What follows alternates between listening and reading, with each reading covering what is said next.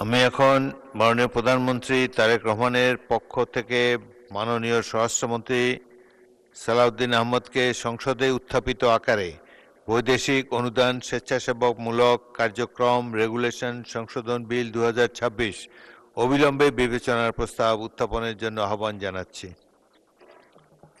ধন্যবাদ মাননীয় স্পিকার।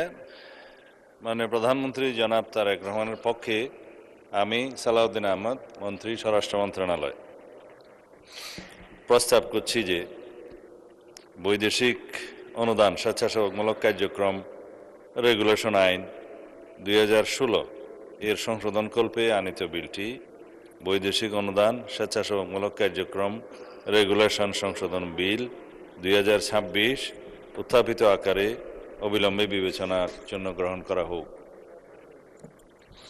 সংসদের সামনে প্রশ্ন হচ্ছে, সংসদে উত্থাপিত আকারে বৈদেশিক অনুদান স্বেচ্ছাসেবামূলক কার্যক্রম রেগুলেশন সংশোধন বিল 2026 অবিলম্বে বিবেচনার জন্য গ্রহণ করা হোক। যারা এই প্রস্তাবের পক্ষে আছেন তারা হাঁ বলুন, যারা এই প্রস্তাবের বিপক্ষে আছেন তারা না বলুন।